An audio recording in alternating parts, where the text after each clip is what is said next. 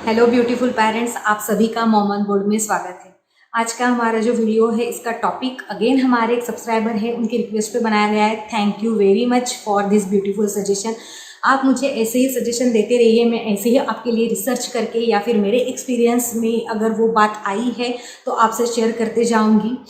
आज का हमारा टॉपिक है पोस्ट डिलीवरी वेट लॉस। जी हाँ, ये एक बहुत अच्छा टॉपिक है। आई थिंक ये एवरी वुमन की इच्छा होती है कि जब वो एक बेबी डिलीवर करे, ऑब्वियसली वो उसके लाइफ का टर्निंग पॉइंट होता है, वो एक बहुत बड़ी खुशी होती है उसके लिए। बट साथ ही साथ वो पोस्ट डिलीवरी का जो एक्स्ट्रा पाउंड होता है वो वेट लॉस करना भी उसकी एक चाह होती है। ये मेरे साथ भी हुआ था, मेरी भी बहुत इच्छा थी पोस्ट डिलीवरी वेट लॉस करने की, इसलिए मैंने बहुत सारा रिसर्च किया था, बहुत सारा स्ट्रगल भी किया था। And after so much research, so much effort, मैंने भी मेरा 20 kg वेट लूज़ किया है। बिकॉज डिलीवरी आफ्टर डिलीवरी में 75 kg पे आई थी, अभी मैं 54 to 55 kg पे हूँ। तो जी हाँ, एंड एक बात ध्यान में रखिए, ये आपके मन का निग्रह की बात होती है। जब आप अंदर से ठान नहीं लोगे कि मुझे वेट लॉस करना है, तब तक ये वेट लॉस नहीं होता।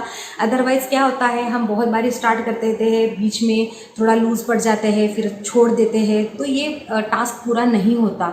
इसमें आपको बहुत आपका माइंड स्ट्रांग रखने की ज़रूरत है। तो चलिए, without wasting much more time, हम आज का वीडियो स्टार्ट करते हैं। आज के वीडियो के इम्पॉर्टेंट पॉइंट स्टार्ट करने से पहले मैं थोड़ी सी इन्फॉर्मेशन आप लोगों को देना चाहूँगी। जब भी हम बोलते हैं कि पोस्ट डिलीवरी वेट लॉस, तो ये आपका कब स्टार्ट होता है, वर्ड पे मत जाइए। Post delivery weight loss means हमें ये डिलीवरी के बाद से प्लान करना या फिर उसके बाद से स्टार्ट करना नहीं है। जब हम प्रेग्नेंट होते हैं, जब एक लेडी प्रेग्नेंट होती है, उसी टाइम से उसको प्लान करना है। Because in every pregnancy 15 to 20 kg weight तो वैसे भी गेन हो जाता है। तो जब आप प्रेग्नेंट होते हैं तभी आपको प्लान करना है कि पोस्ट डिलीवरी में मेरा वेट कैसे कम करूँगी। इसके लिए आपको क्या करना है, आपको बहुत ज़्यादा जंक फूड प्रेगनेंसी में नहीं खाने हैं। आई नो प्रेगनेंसी एक ब्यूटीफुल जर्नी है, इसमें आपको क्रेविंग्स होते हैं, किसी को शुगरी क्रेविंग्स होते हैं, किसी को सॉल्टी, किसी को सोर क्रेविंग्स होते हैं। तो आपका मन जो करे आप वो फूड खाइए, एंजॉय कीजिए, बट डेली हमें सिर्फ वही खाना है ऐसे मत कीजिए। हफ्ते में एक बार चीट डे जैसे होता है वैसे अलाउड है। इसलिए हमें ये दिमाग में रखना है कि हमें प्रेगनेंसी के टाइम पे बहुत ज़्यादा जंक फूड नहीं खाना है। उसकी वजह से आपके बेबी का तो वेट गेन नहीं होगा, आपका वेट गेन होगा जो अनहेल्दी होगा और जो बाद में आपको रिड्यूस करने में बहुत ज़्यादा डिफिकल्ट हो जाएगा। बिकॉज उसमें क्या होगा, आपकी जो फैट है वो बहुत ज़्यादा एक्यूमुलेट हो जाएगी बॉडी पार्ट्स में और वो जल्दी मेल्ट नहीं होते, जल्दी नहीं निकलते। इसलिए ये सारी प्लानिंग आपको आपकी प्रेगनेंसी के दौरान ही करनी है। आप हेल्दी डाइट कीजिए। मैंने प्रेगनेंसी के ऊपर हेल्दी डाइट का एक वीडियो बनाई है, वो जाइए चेक कीजिए। उसमें मैंने बहुत अच्छे से डिटेल में एक्सप्लेन किया है कि आपको प्रेगनेंसी में क्या क्या खाना चाहिए। एंड दूसरा जो है वो दिमाग में रखिए कि आपको प्रेगनेंसी के दौरान एक्टिव रहना है। जी हाँ, एक्टिव रहना ये बहुत ज़्यादा इंपॉर्टेंट है। ऐसे नहीं है कि आप प्रेग्नेंट हो मीन्स आपको कोई भी काम नहीं करना है, आपको सिर्फ आराम करना है, सिर्फ सुस्त बैठना है। जी नहीं, प्रेगनेंसी एक ऐसी फेज़ है जितना आप अपने आप को एक्टिव रखोगे उतना अच्छा आपकी डिलीवरी के टाइम पे आपको हेल्प होगी। बट मेक श्योर कि आपको कोई कॉम्प्लिकेशंस नहीं है, आप नॉर्मल आपकी प्रेगनेंसी है। आपके गायनेक के साथ कंसल्ट कीजिए। अगर वो बोलते हैं कि आपको डेली घर के काम करने में कोई भी दिक्कत नहीं है तो वो सारे काम आपको प्रेगनेंसी में करने हैं। ये एक बहुत अच्छा तरीका होता है खुद को एक्टिव रखने का। देन थर्ड है कि आप अपने आप को एंगेज कैसे रख सकें। बिकॉज प्रेगनेंसी जैसे जैसे बढ़ती है, जैसे जैसे हमारा सेकंड थर्ड ट्राइमेस्टर आता है, वैसे वैसे हमारे इसमें बहुत हेवी हम फील करने लगते हैं, कुछ भी काम करने में मन नहीं लगता। तो उस केस में एटलीस्ट आप आपका योगा कंटिन्यू रखिए। आप वॉक कर सकते हैं, नहीं तो फिर आप लाइट डांसिंग भी कर सकते हैं। बट ध्यान में रखिए, तीनों भी चीज़ें करते टाइम, वॉक में तो आपको किसी की कंसल्टेशन की ज़रूरत नहीं है, आप आपका वॉक डेली कर सकते हैं रेगुलरली। बट जब हम बात करते हैं योगा एंड लाइट डांसिंग, तो आपको एक प्रॉपर ट्रेनर के यहाँ चाहिए, सीख लीजिए। बिकॉज प्रेगनेंसी में yoga and dancing, light dancing अलग तरीके की होते हैं, वो प्रॉपर गाइडेंस से करें तो बेहतर है। वो आपके लिए भी अच्छा है, आपके बेबी के लिए भी अच्छा है। तो किसी ना किसी चीज़ में खुद को एंगेज रखिए, बिजी रखिए, जिसकी वजह से आपकी प्रेगनेंसी की जर्नी भी बहुत हेल्दी होगी, बहुत एक्टिव होगी, आप भी बहुत एंजॉय करेंगे, आपको भी बोरिंग नहीं लगेगा एंड प्लस आपका अननेसेसरी वेट गेन भी नहीं होगा। तो चलिए अब देखते हैं कि इम्पॉर्टेंट पॉइंट कैसे होते हैं वेट लॉस करने के। तो सबसे पहला तरीका है वो है ब्रेस्ट फीड। जी हाँ, जितना आप आपके बेबी को ब्रेस्ट फीड करोगे उतना ही आपके बॉडी का जो फैट है, जितना कैलोरी है वो बर्न होगी ब्रेस्ट मिल्क तैयार होने में, एंड अल्टीमेटली वो आपका वेट रिड्यूस करेगा। क्या होगा, ब्रेस्ट मिल्क जैसे ही आप बेबी तक पहुंचता है वैसे बेबी का वेट गेन होता है। तो एक ये पास ऑन थेरेपी जैसे हो गया, आपका वेट ब्रेस्ट फीड की वजह से कम होगा और बेबी का वेट जो है वो हेल्दी वेट जो है वो गेन होगा, एंड अल्टीमेटली ब्रेस्ट मिल्क से आपका बेबी किसी भी इन्फेक्शन से दूर रहेगा, उसकी इम्यून सिस्टम स्ट्रांग रहेगी। तो ये ऑल इन ऑल बहुत अच्छा है, एक मदर के लिए भी एंड एक बेबी के लिए भी। तो ये एक बहुत अच्छा तरीका है after delivery, post delivery weight loss करने का, वो है breast feeding. Then second important है कि आपको पानी पीना है। जी हाँ, दिन में कम से कम 8 से 10 ग्लास आपको पानी पीना है। जितना आप पानी पियोगे उतना ही आपका वेट लॉस होने में मदद होगा। ऐसे बोला जाता है कि मेरे टाइम पे ये मुझे डॉक्टर ने बोला था कि अगर किसी को ब्रेस्ट मिल्क फॉर्मेशन में थोड़ी सी दिक्कत हो, अगर नहीं भी हो तो क्या होता है कि आप गुनगुना पानी पीजिए। जितना आप गुनगुना पानी पियोगे उतना ब्रेस्ट मिल्क बहुत जल्दी तैयार होता है और अच्छे क्वांटिटी में और अच्छे क्वालिटी का तैयार होता है। तो अगर ये आप फॉलो कर सको तो ये आपके लिए बहुत बेहतर है। Look warm water post delivery आप पीजिए, उसकी वजह से ब्रेस्ट मिल्क भी तैयार होगा एंड अल्टीमेटली उससे आपके फैट बर्न होने में भी बहुत अच्छे से हेल्प होगी। इसलिए वेट रिडक्शन में ये बहुत अच्छे से हेल्प करेगा। एंड उसका प्लस ऑन एडवांटेज ये है कि आप जितना पानी पियोगे उतना आपका डाइजेस्टिव सिस्टम जो है वो हेल्दी रहेगा, आपका पेट साफ होते जाएगा, और जितना आपका पेट साफ होगा उतना ही आपका जो वेट है वो रिड्यूस होने में हेल्प होगी। तो इसको नोट कीजिए कि आप अगर गुनगुना पानी पी सकते हो तो गुनगुना पानी ज़रूर पीजिए, बट अगर आपको पूरे दिन में गुनगुना पानी पीना पॉसिबल नहीं है तो मेक श्योर कि सुबह उठते ही आप एटलीस्ट 2 गिलास गुनगुना पानी पीजिए। अगर आप उसमें नींबू निचोड़ के, शहद डाल के, हनी डाल के पी सकते हो तो ये बहुत अच्छा होगा आपके लिए। ये एक वेट रिडक्शन के लिए बहुत अच्छे से हेल्प करता है।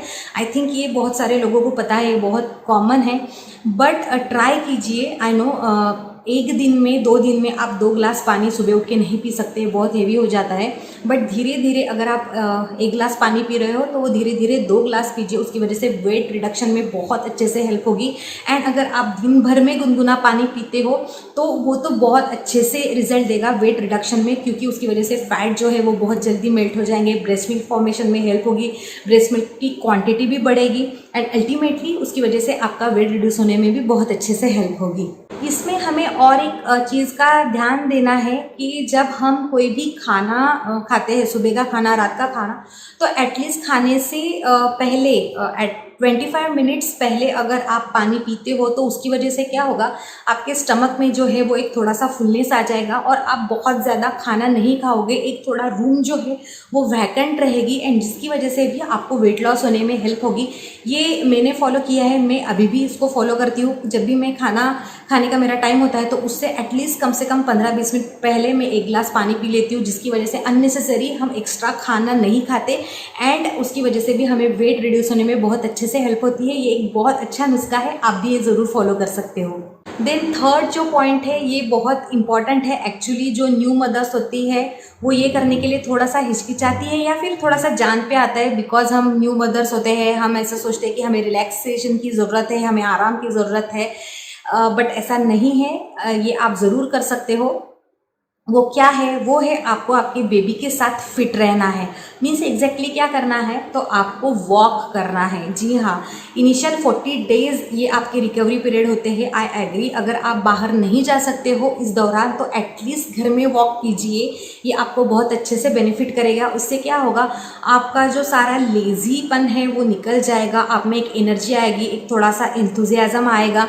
आपको आपके बेबी के साथ एंगेज रहना है, उसके साथ खेलो। न्यू बॉर्न बहुत खेलते हैं, उनके साथ एंजॉय कीजिए, उसकी वजह से भी आपको एक थोड़ी सी एनर्जी आएगा, थोड़ा सा बूस्टअप मिलेगा एंड आफ्टर 40 डेज आप फॉर श्योर बाहर जा सकते हो। आप आपके बेबी को भी लेके जाइए, प्रैम में लेके जाइए, धीरे धीरे जैसे आपको जमेगा वैसे वॉक कीजिए।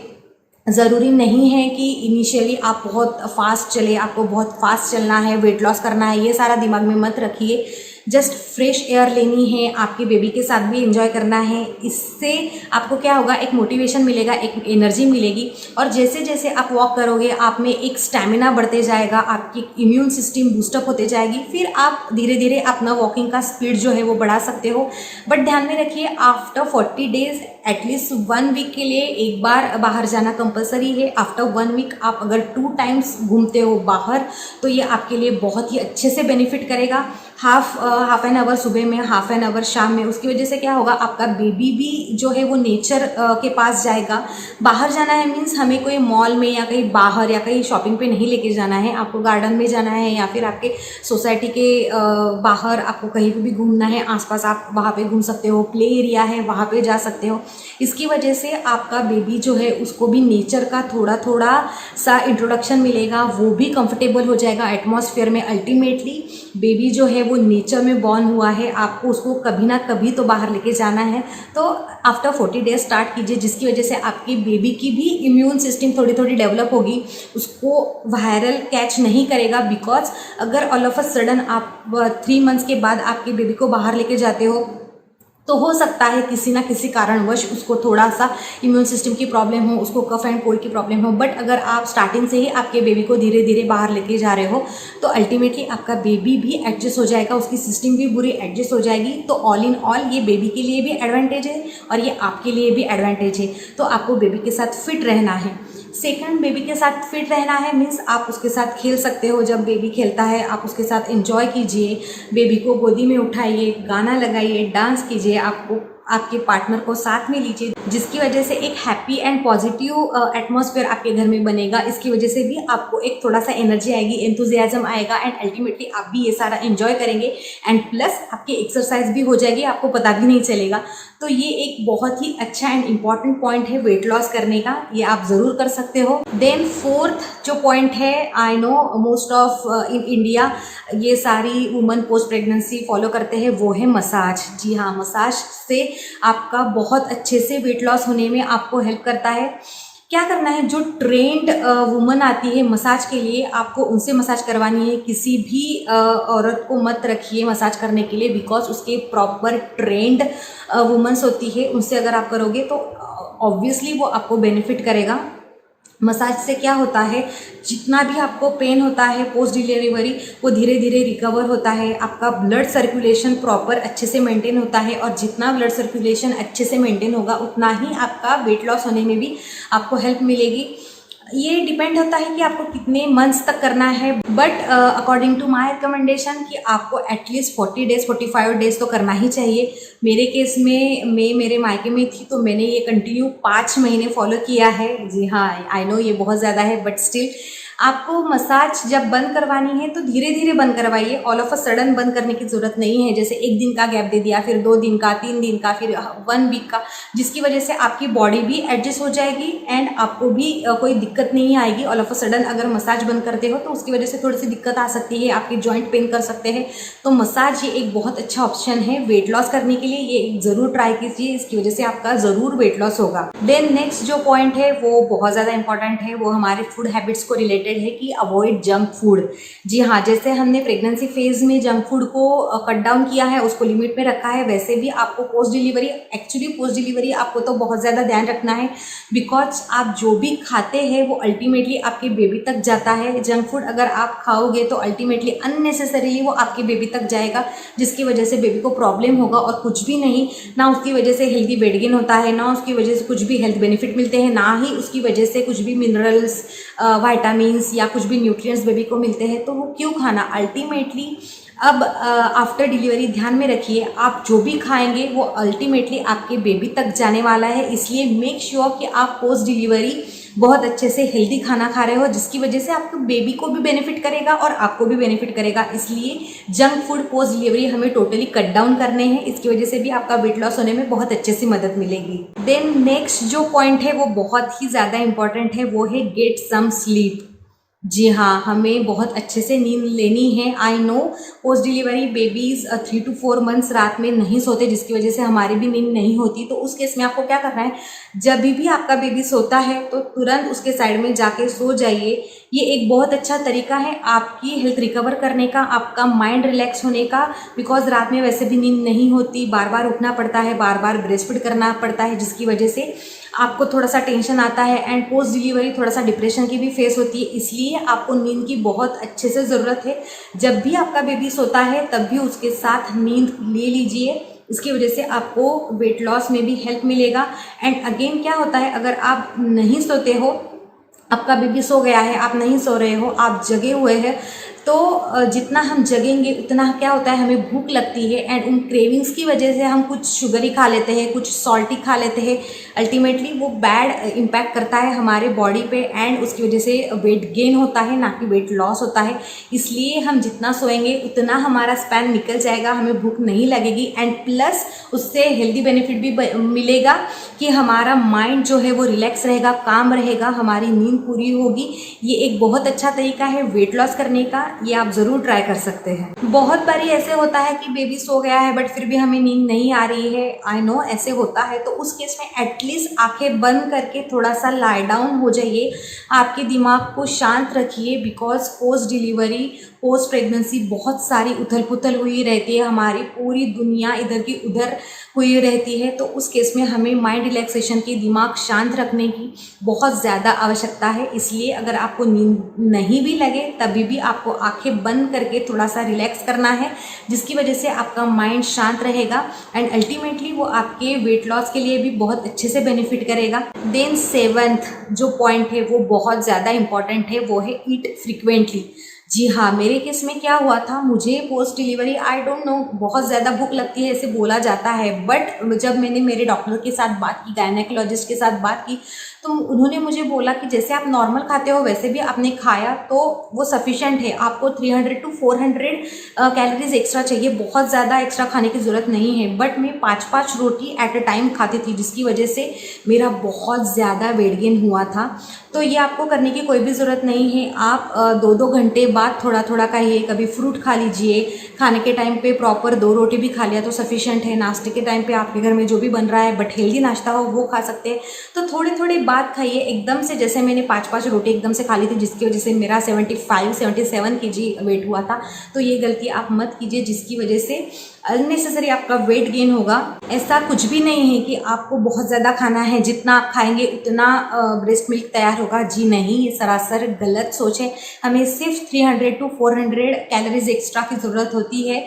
इसलिए फ्रिक्वेंटली खाइए, थोड़ी थोड़ी देर बाद खाइए, हर 2-3 घंटे में कुछ ना कुछ खाइए, जिसकी वजह से भी आपका वेट लॉस होने में हेल्प मिलेगी। बट जब मैं बोलती हूँ 2-3 घंटे बाद खाइए, तो आपको हर बार 2-2 रोटी या 3-3 रोटी नहीं खाने हैं। आप जितना पोर्शन खाते हो उसको डिवाइड कर लीजिए दिन में एंड वो फिर आप हर 2 घंटे में या 3 घंटे में खा सकते हैं, जिसकी वजह से आपका वेट गेन नहीं होगा एंड आपको वेट लॉस में हेल्प मिलेगी। देन नेक्स्ट जो पॉइंट है वो है ईट अर्ली। आपको जल्दी खाना है, रात के 9 बजे 10 बजे खाना खाओगे तो अल्टीमेटली डाइजेस्ट नहीं होगा एंड वो जो अनडाइजेस्टेड फूड है वो बॉडी के लिए अच्छा नहीं होता, कहीं ना कहीं वो फैट में कन्वर्ट होता है, आपका पेट साफ नहीं होगा, जिसकी वजह से भी आपका वेट लॉस होने में दिक्कत आएगी।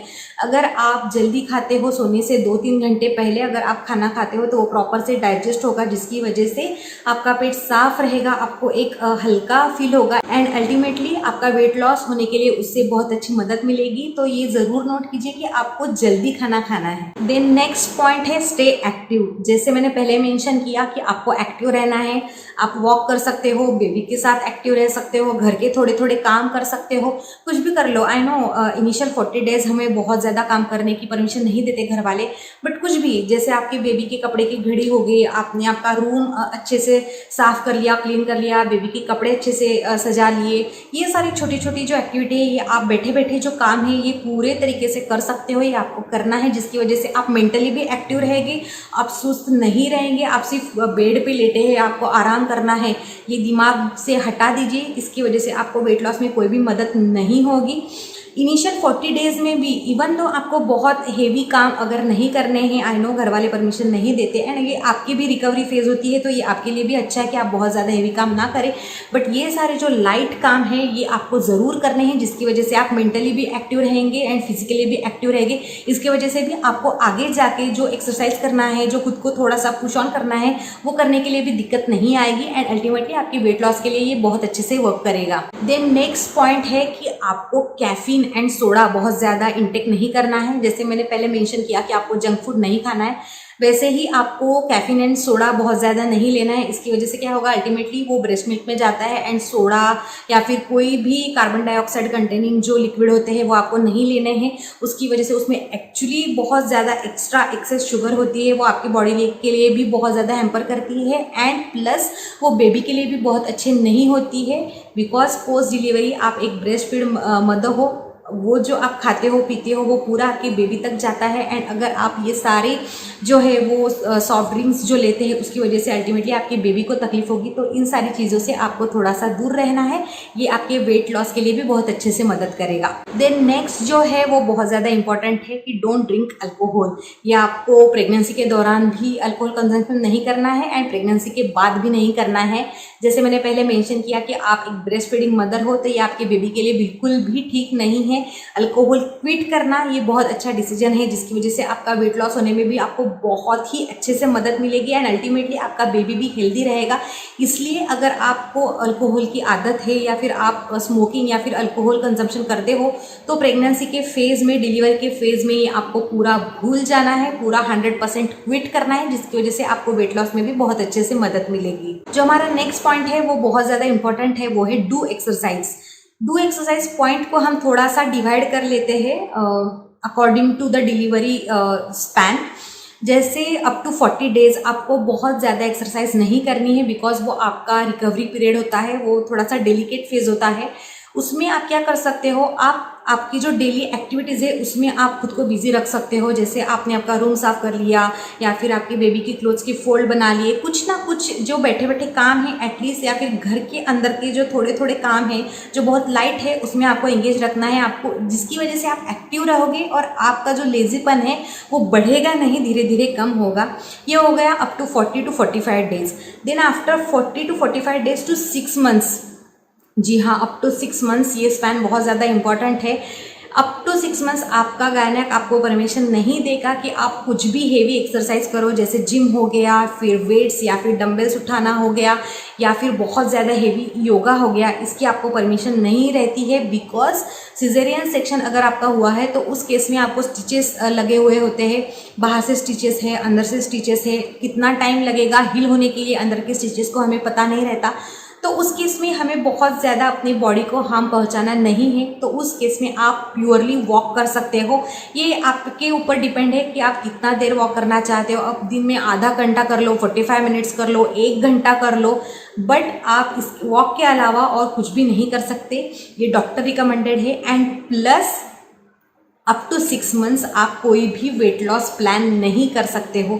ये प्योरली गायनेक रिकमेंडेड है। मेरे केस में भी मैंने डॉक्टर को पूछा था तो मुझे डॉक्टर ने बोला था कि अप टू 6 मंथ्स आप कुछ भी वेट लॉस प्लानिंग नहीं कर सकते, बिकॉज आप एक ब्रेस्ट फीडिंग मदर है, आपका बेबी प्योरली 100% आपके ऊपर डिपेंड है।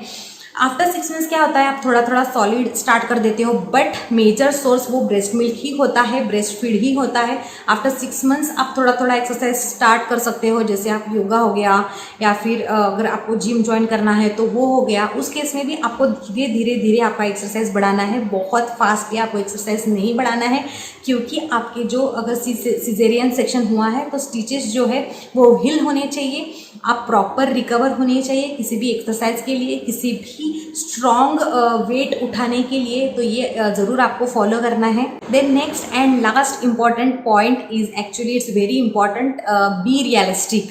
जी हाँ, जब कभी भी हम वेट लॉस के बारे में सोचते हैं तो बी रियलिस्टिक।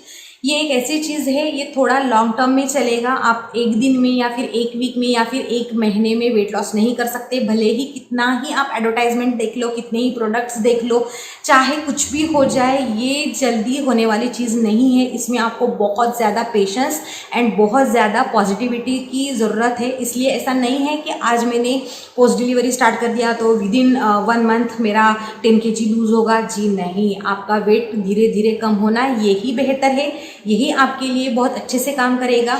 लॉन्ग टर्म के लिए, आपकी बॉडी के लिए, आपके शरीर के लिए यही चीज़ बेनिफिट करेगी। इसलिए ध्यान में रखिए, बी रियलिस्टिक। बहुत ज़्यादा हाइपर होके कि किसी भी कंडीशन में मुझे मेरा वेट लॉस करना ही है, अभी ये प्रोग्राम है, अभी वो प्रोग्राम है, उस प्रोग्राम में मैं फिट दिखना चाहूँगी, ऐसे नहीं होगा। धीरे धीरे वेट लॉस कीजिए, होगा, पक्का होगा। एक लेवल ऐसी हो जाती है कि जब हम स्टैग्नेंसी पे आ जाते हैं, वेट लॉस होना कम हो जाता है या फिर होता ही नहीं है, हम बहुत ज़्यादा फ्रस्ट्रेशन में आते हैं।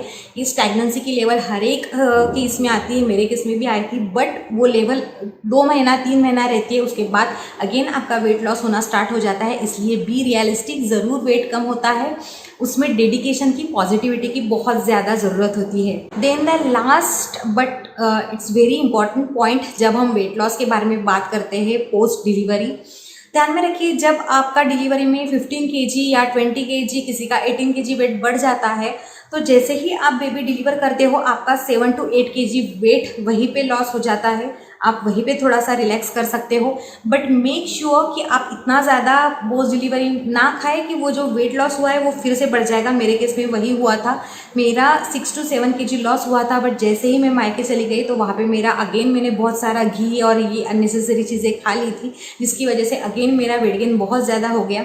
जब आपका वेट लॉस होता है आफ्टर डिलीवरी, तो वो रेशो जो है वो आपको वहीं पे मेंटेन करना है, वहीं पे थोड़ा सा बैरियर रख लीजिए। ये सारे जो पॉइंट है मैंने यहाँ पे मेंशन किए, अगर आप वहीं पे फॉलो करते हैं तो उसके बाद का आपका वेट लॉस बहुत इजी हो जाएगा।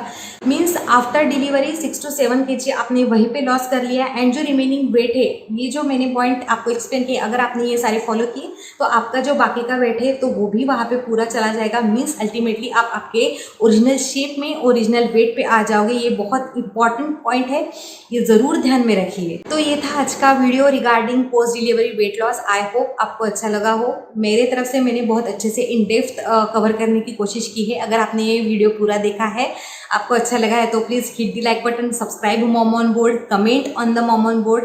अगर आपके पास कुछ और सुझाव है, कुछ और तरीके हैं वेट लॉस के, तो प्लीज़ कमेंट कीजिए, वो मुझे भी हेल्प करेंगे। Share this video more and more. बहुत जल्दी हम मेरे नेक्स्ट वीडियो में मिलेंगे। Till then please take care of yourself and please be on board and be in touch.